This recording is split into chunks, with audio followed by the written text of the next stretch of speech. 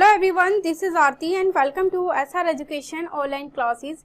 Guys, आज के class में हम लोग जो डिस्कस करने वाले हैं वो अपनी साइंस के टॉपिक को ही हम लोग डिस्कस करेंगे। इसमें हम लोग बायोलॉजी के टॉपिक को डिस्कस कर रहे थे। मानव पाचन तंत्र से रिलेटेड हम लोगों ने एमसीक्यू सीरीज को हम लोगों ने स्टार्ट की थी, उससे हम लोग डिस्कस कर रहे थे जितने भी आपके प्रीवियस एग्जाम में क्वेश्चन पूछे गए, चाहे आपका टीचिंग का एग्जाम हो या फिर आपका नॉन टीचिंग का एग्जाम हो, तो सभी के पर्पज से क्लासेस इंपॉर्टेंट है और ये आपके जो क्वेश्चन है वो आपके सभी एग्जामों में पूछे हुए हैं। और आज की क्लास में हमारा ये जो टॉपिक रहेगा, इस टॉपिक से रिलेटेड हम लोग अपने सारे कंप्लीट क्वेश्चंस को इस क्लास में डिस्कस करेंगे। और साथ में गाइज, अगर इस चैनल के माध्यम से आपकी थोड़ी बहुत भी आपके एग्जाम की प्रिपरेशन में हेल्प होती है तो चैनल को लाइक कीजिए, शेयर कीजिए, सब्सक्राइब कीजिए ताकि मुझे मोटिवेशन मिल सके और मैं इसी तरीके से आपके लिए डेली वीडियो अपलोड करती रहूँ। इससे आपके एग्जाम में भी हेल्प हो पाएगी, साथ में आपको इस चैनल के माध्यम से कुछ ना कुछ नया सीखने को मिलेगा। और साथ में आप लोग टेलीग्राम चैनल से भी जुड़ सकते हैं, उसका जो लिंक है आपको डिस्क्रिप्शन में मिल जाएगा। साथ में आप लोग फेसबुक के ग्रुप को भी ज्वाइन कर सकते हैं एसआर एजुकेशन इंडिया के नाम से। वहाँ आपको डेली जो भी न्यूज़ इंपॉर्टेंट रहती है, नोटिफिकेशन होते हैं, वो सारी चीज़ें आपको अपडेट की जाती है। तो चलिए हम लोग अपनी आज की क्लास को स्टार्ट करते हैं। चलिए क्वेश्चन नंबर 31 को हम लोग डिस्कस करते हैं। आगे के क्वेश्चन सीरीज को स्टार्ट करेंगे हम लोग। और ये सारे क्वेश्चन मैंने पहले ही बोल रखे गाइस, इंपॉर्टेंट है। इसके आप चाहो तो शॉर्ट नोट्स भी बना सकते हैं क्योंकि ये सारे क्वेश्चन आपके टीचिंग और नॉन टीचिंग दोनों एग्जामों में पूछे गए हैं। और आप किसी भी एग्जाम की प्रिपरेशन करते हैं तो सभी के पर्पज से ये हमारी जो सीरीज चल रही है वो सारी इंपॉर्टेंट है जीएस के अंदर। चलिए क्वेश्चन 31 को डिस्कस करते हैं। उपापचय संदर्भित है। ऑप्शन ए में का जैव अणुओं के संश्लेषण से, ऑप्शन बी में का जैव अणुओं के टूटने से, ऑप्शन सी में का जैव अणुओं के संश्लेषण व टूटने से, या ऑप्शन डी रहेगा जैव अणुओं के पुनः चक्रण से। चलिए इसका राइट आंसर रहेगा ऑप्शन सी रहेगा जैव अणुओं के संश्लेषण व टूटने से। तो इस चीज का आपको ध्यान रखना है। चलिए इससे रिलेटेड हम लोग कुछ इंपॉर्टेंट पॉइंट को भी डिस्कस कर लेते हैं साथ में। चलिए इंपॉर्टेंट फैक्ट है उसे डिस्कस करना जरूरी है और साथ में आप चाहो तो इसके शॉर्ट नोट्स भी बना सकते हैं ताकि आपके एग्जाम में हेल्प हो सके और आप इस पॉइंटों को भूले भी ना। उपापचयन जैव अणुओं का बड़े जटिल अणुओं से छोटे सरल अणुओं में संश्लेषण और टूटना होता है। ये रासायनिक अभिक्रियाएं या तो ऊर्जा लेती है या फिर ऊर्जा उत्सर्जित करते हैं। आपको याद रखें, ये जो रासायनिक अभिक्रियाएं होती है ये या तो ऊर्जा लेने का काम करती है या ऊर्जा देने का काम करती है, दोनों तरीके से काम करती है एनर्जी के क्षेत्र में। तो इस चीज को याद रखना है आपको। चलिए आगे डिस्कस करते हैं। क्वेश्चन नंबर 32, पाचन में प्रोटीन किस में परिवर्तित होता है। आपको बताने की पचाने के अंदर जो प्रोटीन है वो कैसे परिवर्तित होता है और किसके अंदर परिवर्तित होता है। ऑप्शन ए में का वसरीय अम्ल में, ऑप्शन बी में का ग्लूकोज, ऑप्शन सी में का अमीनो अम्ल, या ऑप्शन डी रहेगा मल्टोज। तो गाइज इसका राइट आंसर रहेगा हमारा ऑप्शन नंबर ए रहेगा वसीय अम्ल। चलिए इससे कुछ इंपॉर्टेंट फैक्ट को भी हम लोग डिस्कस कर लेते हैं साथ में। पाचन प्रक्रिया में 3 मुख्य खाद्य अवयवों यानी कि प्रोटीन, कार्बोहाइड्रेट एवं वसा का पाचन होता है, यानी कि वसा को पचाने में सहायक होता है। प्रोटीन का पाचन 2 एंजाइमों यानी कि पैप्सिन एंजाइम और दूसरा है ट्रिप्सिन एंजाइम द्वारा होता है। क्या याद रखना है आपको, प्रोटीन का जो पाचन है वो 2 एंजाइमों के द्वारा होता है। पहली है पैप्सिन, दूसरी है ट्रिप्सिन एंजाइम। ये एंजाइम प्रोटीन के पेप्टाइड बंध को तोड़कर अमीनो अम्ल बनाते हैं। ये एंजाइम जो होते हैं वो प्रोटीन के पेप्टाइड बंध को तोड़कर क्या बनाते हैं, अमीनो अम्ल बनाते हैं। ये चीजें याद रखनी है आपको। और 2 एंजाइम का नाम तो आपको याद रखना है, पहला है पैप्सिन एंजाइम, दूसरा है ट्रिप्सिन एंजाइम। इंपॉर्टेंट है ये सारे। ये आपका लीवर है, यहाँ पे लीवर है, लीवर को हम यकृत कहते हैं गाइस। ये है आपका स्टोमस, स्टोमस को हम लोग अमाशय कहते हैं। ये पैंक्रियाज है, पैंक्रियाज को हम लोग अंगनाशय कहते हैं। ये आपकी आहार नली होती है, जो भी आप भोजन वगैरह खाते हैं ये आहार नली से जाता है। और यहाँ पे आपकी थायराइड ग्रंथि होती है, ये भी आपको याद रखना है। चलिए आगे डिस्कस करते हैं। क्वेश्चन नंबर 33, निम्न में से किस कार्बोहाइड्रेट का प्रयोग दर्पण के सिल्वरीकरण यानी कि कलाई में किया जाता है। ऑप्शन ए में का फ्रक्टोज, ऑप्शन बी में का सुक्रोज, ऑप्शन सी में का ग्लूकोज, या ऑप्शन डी रहेगा स्टार्च। तो गाइज इसका राइट आंसर रहेगा हमारा ऑप्शन नंबर सी रहेगा ग्लूकोज। चलिए इससे रिलेटेड हम लोग कुछ इंपॉर्टेंट फैक्ट को भी साथ में डिस्कस कर लेते हैं। सिल्वरीकरण एक प्रक्रिया है जिसमें दर्पण पर शुद्ध चांदी की परत चढ़ाई जाती है। क्या चढ़ाई जाती है, शुद्ध चांदी की परत चढ़ाई जाती है। ग्लूकोज एक अपचायक कारक है जब इसे AgNO3 और अमोनियम हाइड्रोक्साइड के विलयन में मिलाया जाता है। किस में मिलाया जाता है, AgNO3 और अमोनियम हाइड्रोक्साइड के विलयन में से मिलाया जाता है। ये चीजें आपको याद रखनी है। चलिए आगे डिस्कस करते हैं। Question number 34, diastase enzyme का स्रोत है। आपको बताएं कि डाई स्टेज कौन से एंजाइम का स्रोत है। ऑप्शन ए में का है लाल ग्रंथि, ऑप्शन बी में का है अमाशय, ऑप्शन सी में का है यकृत, ऑप्शन डी रहेगा अग्नाशय। तो गाइस इसका राइट आंसर रहेगा हमारा ऑप्शन नंबर ए रहेगा लाल ग्रंथि। चलिए इससे रिलेटेड हम लोग कुछ इंपॉर्टेंट फैक्ट को भी डिस्कस कर लेते हैं। डाई स्टेज एंजाइम लाल ग्रंथि में उपस्थित होता है। क्या याद रखना कि डाई स्टेज एंजाइम जो है वो लाल ग्रंथि के अंदर उपस्थित होता है। डाई स्टेज एंजाइम स्टार्च को मल्टोज शकरा में बदलता है, यानी कि जो डाई स्टेज एंजाइम है वो स्टार्च को मल्टोज और शकरा में बदलता है। और सबसे पहली जो एंजाइम की खोज की गई थी वो डाई स्टेज एंजाइम की खोज की गई थी। तो यहाँ पे इंपॉर्टेंट याद रखना है, सबसे पहली जो एंजाइम की खोज की गई थी वो हमारी डाई स्टेज एंजाइम थी। चलिए आगे डिस्कस करते हैं। तो गाइस ये सारी इंपॉर्टेंट पॉइंट मैं आपको बार बार कह रही से आप चाहो तो शॉर्ट नोट्स भी बना सकते हैं या अपनी नोटबुक के अंदर इस चीज को लिख सकते हैं, बाद में इसे लर्न भी कर सकते हैं ताकि एग्जाम में आपसे इससे रिलेटेड कोई गलती ना हो। चलिए क्वेश्चन नंबर 35 को डिस्कस करते हैं। यकृत किसका स्रोत है? ऑप्शन ई में का है शकरा, ऑप्शन बी में का है वसा में घुलित विटामिन, ऑप्शन सी में का है खनिज लवण या ऑप्शन डी रहेगा प्रोटीन। तो गाइस इसका जो राइट आंसर रहेगा हमारा ऑप्शन नंबर डी रहेगा प्रोटीन। चलिए इससे रिलेटेड हम लोग कुछ इंपॉर्टेंट फैक्ट को भी डिस्कस करते हैं साथ में। यकृत प्रोटीन का अच्छा स्रोत है। प्रोटीन कोशिकाओं को स्वस्थ एवं दृढ़ बनाता है। प्रोटीन क्या करता है? ये प्रोटीन जो कोशिकाओं को स्वस्थ करता है और दृढ़ बनाता है, मजबूत बनाता है, और साथ में हड्डियों को भी मजबूत बनाता है। ये काम किसका होता है? ये काम प्रोटीन का होता है और यकृत के लिए सबसे महत्वपूर्ण होता है प्रोटीन, जिससे कि यकृत की ये जो कोशिकाएं ये सारी मजबूत हो सके। चलिए आगे डिस्कस करते हैं। क्वेश्चन नंबर 36 पाइसीकरण है। आपको पता है ना पाइसीकरण क्या होता है? ऑप्शन ए में क्या है वसा का छोटे अणुओं में टूटना, या ऑप्शन बी रहेगा वसा का पाचन, या ऑप्शन सी रहेगा वसा का अवशोषण, या ऑप्शन डी रहेगा वसा का संचयन। तो गाइस इसका राइट आंसर रहेगा हमारा ऑप्शन नंबर ए रहेगा वसा का छोटे अणुओं में टूटना। इसी को हम क्या कहते हैं? पाइसीकरण कहते हैं। तो इसे आपको याद रखना है। चलिए इससे रिलेटेड हम लोग फैक्ट को डिस्कस कर लेते हैं। वसा के अणुओं का छोटे छोटे अणुओं में टूटना वसा का क्या कहलाता है? पाइसीकरण कहलाता है। चलिए क्वेश्चन नंबर 37 को डिस्कस करते हैं।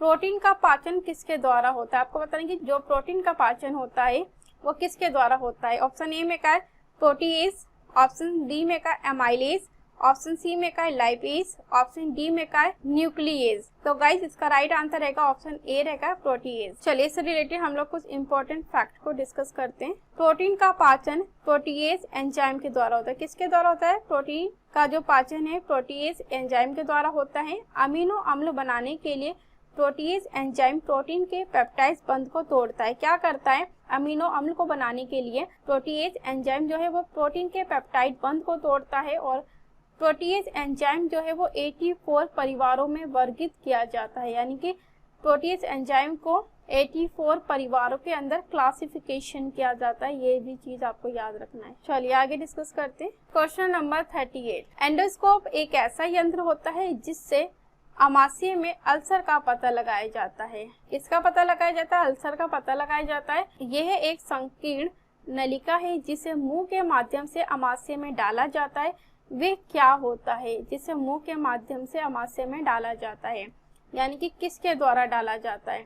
ऑप्शन ए में का विद्युत अवशेषित तार, ऑप्शन बी में का जलधारी नलिका, ऑप्शन सी में का प्रकाशीय तंतु, या ऑप्शन डी रहेगा रासायनिक विलयन युक्त नलिका। तो गाइज इसका राइट आंसर रहेगा ऑप्शन सी प्रकाशीय तंतु, यानी कि ऑप्टिकल फाइबर के द्वारा। चलिए इसके कुछ इंपॉर्टेंट फैक्ट को भी हम लोग साथ में डिस्कस करते हैं।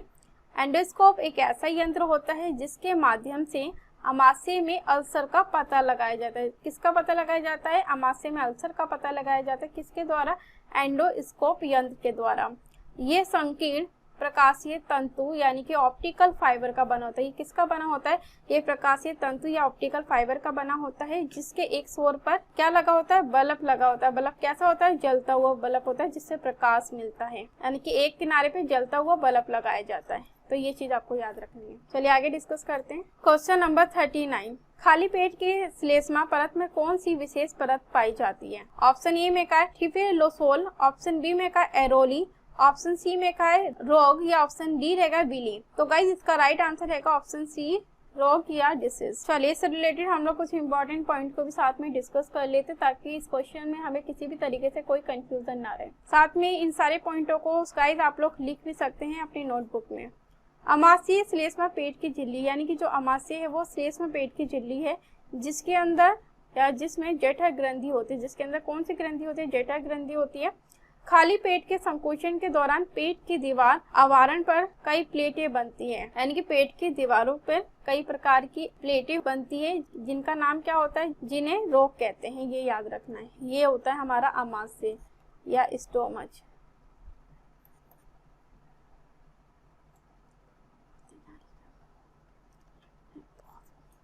क्वेश्चन नंबर 40 को डिस्कस करते हैं गाइस।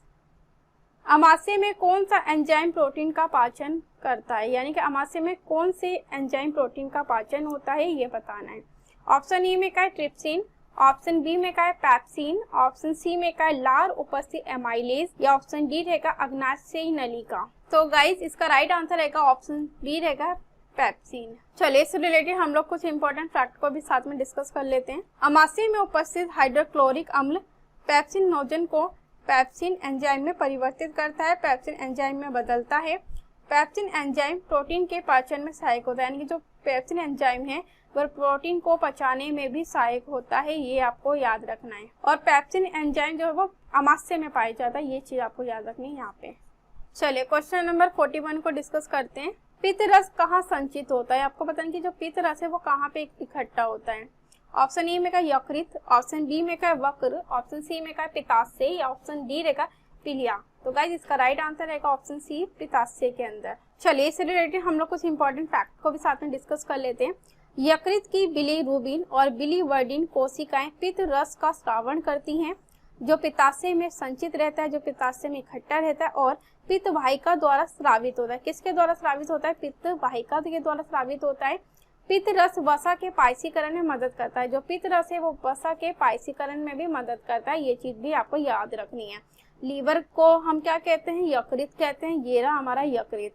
ये स्टोमच है, स्टोमच को हम अमाशय कहते हैं। यह पैंक्रियाज है, पैंक्रियाज को हम अग्नाशय कहते हैं। तो ये चीजें आपको ध्यान रखनी है। चलिए आगे डिस्कस करते हैं। क्वेश्चन नंबर 42, पित्त रस किस ग्रंथि द्वारा बनता है? ऑप्शन ए में का यकृत के द्वारा, ऑप्शन बी में का वक्र के द्वारा, ऑप्शन सी में का पित्ताशय के द्वारा, या ऑप्शन डी रहेगा पिलिया के द्वारा। तो गाइस पित्त रस जो है वो किस ग्रंथि के द्वारा बनता है? इसका राइट आंसर रहेगा हमारा ऑप्शन नंबर ए रहेगा यकृत। चलिए इससे रिलेटेड हम लोग कुछ इंपॉर्टेंट फैक्ट को डिस्कस कर लेते हैं साथ में। पित्त रस यकृत द्वारा बनता है। पित्त रस किसके द्वारा बनता है? यकृत यानी कि लीवर में बनता है। ये पित्ताशय में संचित होता है। ये कहाँ इकट्ठा होता है? ये पित्ताशय के अंदर इकट्ठा होता है, एक पित्त वाहिका द्वारा स्रावित होता है। और ये क्या होता है? ये पित्त वाहिका के द्वारा स्रावित होता है। यही आपका क्या होता है? यकृत है। इसी को हम इंग्लिश में लीवर कहते हैं। ये सारी इसकी कोशिकाएं होती हैं, ये आपको याद रखना है, ये पित्त रस। चलिए आगे डिस्कस करते हैं अगले क्वेश्चन को। क्वेश्चन नंबर 43, एक वयस्क मनुष्य में कितने रदनक होते हैं? ऑप्शन ए में का है 2, ऑप्शन बी में का है 8, ऑप्शन सी में का है 6, ऑप्शन डी में का है 4। तो गाइज इसका राइट आंसर रहेगा ऑप्शन डी रहेगा 4। चलिए इससे रिलेटेड कुछ इंपॉर्टेंट फैक्ट को हम लोग डिस्कस कर लेते हैं साथ में। एक वयस्क मनुष्य में 4 रदनक होते हैं। ये 4 प्रकार के दांत होते हैं जो किसके काम होते हैं? ये खाने को चीरने फाड़ने के काम आते हैं। तो ये चीज आपको ध्यान रखना है, इस तरीके से यहाँ पे होते हैं। चलिए क्वेश्चन नंबर 44 को डिस्कस करते हैं। अमीबा अपने भोजन का पाचन कहाँ पे करता है? ऑप्शन ए में का है इसिडोपीडिया में, या ऑप्शन बी रहेगा केंद्रक में, या ऑप्शन सी रहेगा खाद्य रिक्ता में, या ऑप्शन डी रहेगा कोशिका झिल्ली में। तो गाइज इसका राइट आंसर रहेगा ऑप्शन नंबर सी रहेगा खाद्य रिक्ता में। चलिए इससे रिलेटेड हम लोग कुछ इंपॉर्टेंट फैक्ट को भी साथ में डिस्कस कर लेते हैं। अमीबा अपने भोजन का पाचन खाद्य रिक्ता में करता है।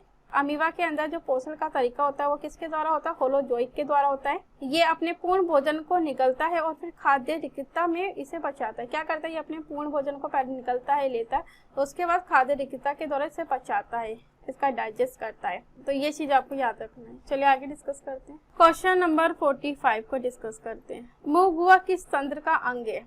ऑप्शन ए में का पाचन तंत्र, ऑप्शन बी में का श्वसन तंत्र, ऑप्शन सी में का परिसंचरण तंत्र, या ऑप्शन डी रहेगा प्रजनन तंत्र। तो गाइज इसका राइट आंसर रहेगा हमारा ऑप्शन नंबर ए रहेगा पाचन तंत्र। चलिए इससे रिलेटेड हम लोग कुछ इंपॉर्टेंट फैक्ट को साथ में डिस्कस कर लेते हैं। मुंह गुहा आहार नली के शुरुआती भाग को प्रदर्शित करता है या प्रदर्शित करती है। मुंह गुहा के अंतर्गत दांत और जीभ आते हैं, यानी कि मुंह गुहा के अंदर क्या आते हैं, इस तरीके से यहाँ पे दांत आते हैं और हमारी जीभ आती है, जिसके द्वारा हमारा जो आहार है वो आहार नली के द्वारा हमारी बॉडी तक पहुंचता है। चलिए क्वेश्चन नंबर 46 को डिस्कस करते हैं। समय समय पर मलद्वार से मल का निकलना क्या कहलाता है? ऑप्शन ए में क्या है अवशोषण, ऑप्शन बी में क्या है निकासन, ऑप्शन सी में क्या है ग्रहण कराना या ऑप्शन डी रहेगा स्वांगीकरण। तो गाइज इसका राइट आंसर रहेगा ऑप्शन बी रहेगा निकासन। चलिए इससे रिलेटेड हम लोग कुछ इंपॉर्टेंट फैक्ट को भी साथ में डिस्कस कर लेते हैं। भोजन का पाचन 4 चरणों में होता है। पहला ग्रहण करना, सेकंड पे पाचन क्रिया काम करती है, उसके बाद अवशोषण होता है 3rd नंबर पे, 4th नंबर पे निकासन होता है। निकासन इसका अंतिम चरण, यानी निकासन क्या होता है, ये इसका अंतिम चरण होता है भोजन पाचन का, जिसका क्या अर्थ होता है, जिसका होता है मलद्वार से मल बाहर निकाल, यानी कि जो भी हमें फूड की हमारी बॉडी में जरूरत होती है उतनी जरूरत हमें पूरी हो जाती है। उसके बाद जो बचा हुआ वेस्ट भोजन होता है वो किसके द्वारा, वो निकासन के द्वारा शरीर से बाहर निकल जाता है या मल के द्वारा शरीर से बाहर निकल जाता है। तो ये चीज आपको ध्यान रखना है इस तरीके से। चलिए आगे डिस्कस करते हैं अगले क्वेश्चन को। क्वेश्चन नंबर 47, किस अंग में उंगली नुमा संरचना पाई जाती है जिसे विली कहते हैं? जिसे क्या कहते हैं, विली कहते हैं। ऑप्शन ए में क्या बड़ी आंत, ऑप्शन बी में क्या मूत्राशय, ऑप्शन सी में क्या छोटी आंत या ऑप्शन डी रहेगा अमाशय। तो गाइज इसका राइट आंसर रहेगा ऑप्शन सी रहेगा छोटी आंत। चलिए इससे रिलेटेड हम लोग कुछ इंपॉर्टेंट फैक्ट को भी साथ में डिस्कस कर लेते हैं। छोटी आंत में उंगली नुमा संरचना पाई जाती है जिसे विली कहते हैं। जिसे क्या कहते हैं, विली कहते हैं। इसी विली के कारण छोटी आंत के सतह का क्षेत्रफल क्या हो जाता है, बढ़ जाता है, इंक्रीज हो जाता है, जो भोजन के पाचन में मदद करता है, जो भोजन को पचाने में क्या करता है, मदद करता है, जिससे हमारा भोजन आसानी से जल्दी से पच जाता है। चलिए क्वेश्चन नंबर 48 को डिस्कस करते हैं। ये इस क्लास का लास्ट क्वेश्चन रहेगा हमारा, और इस टॉपिक से रिलेटेड जो भी इंपॉर्टेंट क्वेश्चन बनने थे गाइज वो सभी हमने डिस्कस किए हैं। मवेशी तृप्ता से घास निगलकर इसे कहाँ संचित करते हैं? यानी कि जो मवेशी होते हैं वो तृप्ता से घास निकलकर कहाँ पे स्टोर करके रखते हैं? ऑप्शन ए में का रूमन, ऑप्शन बी में का है ग्रास नली, ऑप्शन सी में का है छोटी आंत या ऑप्शन डी लेगा लार ग्रंथि। तो गाइज इसका राइट आंसर रहेगा ऑप्शन ए रहेगा रूमन। तो चलिए हम लोग इससे रिलेटेड कुछ इंपॉर्टेंट फैक्ट को भी डिस्कस कर लेते हैं। साथ में इन सभी को आप अपनी नोटबुक में नोट भी कर सकते हैं। रूमन आहार नली का एक अंश है, एक भाग है। ये उन जंतुओं में पाया जाता है जो अपने खाने के लिए किस पे निर्भर करते हैं, जो घास के ऊपर निर्भर रहते हैं, डिपेंडेंट रहते हैं। और इन्हें क्या कहते हैं, इन्हें शाकाहारी कहते हैं, इन्हें शाकाहारी जानवर कहते हैं। जैसे आपका रैबिट हो गया, खरगोश हो गया, ये किसके ऊपर डिपेंड होते हैं, ये घास के ऊपर डिपेंड होते हैं, इन्हें हम शाकाहारी जीव जंतु कहते हैं। तो ये आपको ध्यान रखना है। तो गाइस आज की क्लास को यही समाप्त करते हैं। जो भी इंपॉर्टेंट क्वेश्चन थे हमने वो सभी डिस्कस करे, और ये सारे क्वेश्चन आपके प्रीवियस एग्जाम में पूछे गए। चाहो तो आप इस सारे क्वेश्चन के जो इंपॉर्टेंट फैक्ट है उन्हें आप नोटबुक में लिख भी सकते हैं, ताकि एग्जाम में अगर उस तरीके से कोई क्वेश्चन आता है तो वो उसका आंसर आपसे गलत ना हो, क्योंकि एग्जाम में एक एक नंबर सिक्योर करना काफी जरूरी है। तो थैंक यू सो मच आज की क्लास के लिए।